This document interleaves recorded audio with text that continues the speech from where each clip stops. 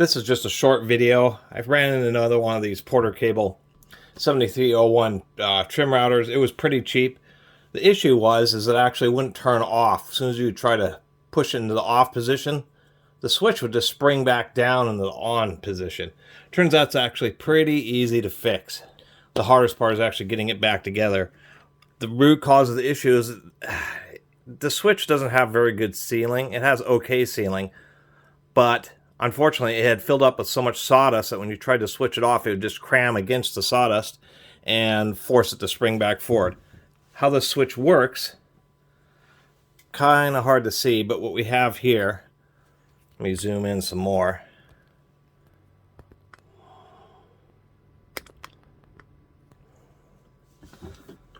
As we have this little piece here, it sits in a little slot like that. There's a spring which sits on a little nub inside there. And then all the switch there's a little insulator, and it just has this nub on it. So what happens is it's called an over center switch. So when the switch goes in the downward position, the spring kind of rocks over and forces this little bar to bridge both of these contacts here, turning it on.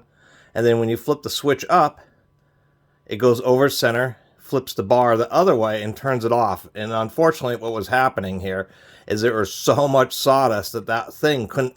This was packed with sawdust, and it just could not actually swing back downwards far enough to get it to turn off, so it would just end up staying in the operational or on position.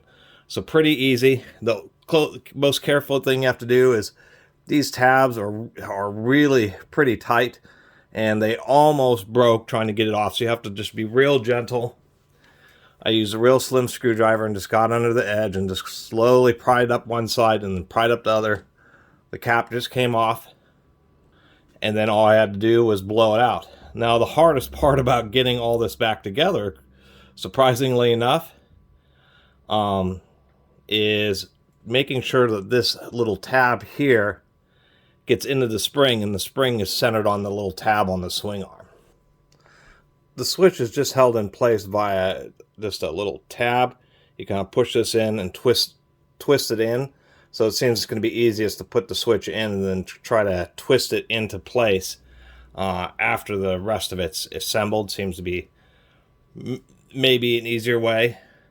Another way is just to try to hold the spring in place while you snap the cap on. I will mention that the switch, it does once again have a little isolator or insulator right here, and it does have a little kind of wiper seal.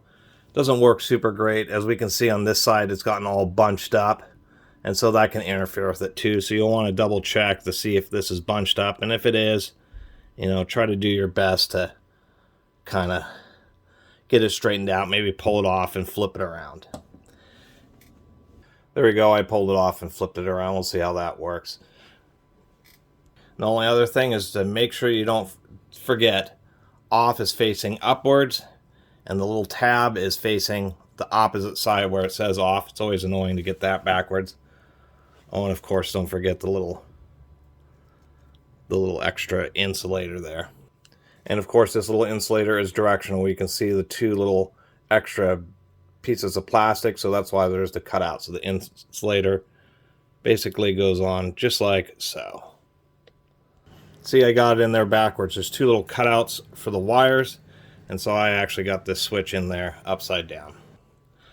The switch is pretty tight. It's surprising how much sawdust got in there, even though this cap was so tight I had to actually use a pair of pliers to...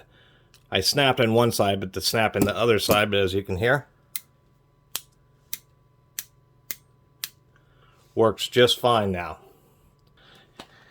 Anyway, that was my little video on how to repair a switch on one of these Porter cables, and this will work for similar type of switches, where if they're not actually, if the switch seems to generally work, but it just doesn't want to click in place, usually it's something like that, where there's a bunch of crud inside, or maybe a small piece of plastic broke off and kind of got stuck in there. But many times these little simple switches you can just take apart, and a little bit of fiddling, and you can get it going. just like new. And the way this is designed, the way that little swing arm bridges those contacts, is really a reliable switch and can last a very long time. Anyway, really appreciate everybody who's been watching and subscribing. And if you haven't subscribed, please do.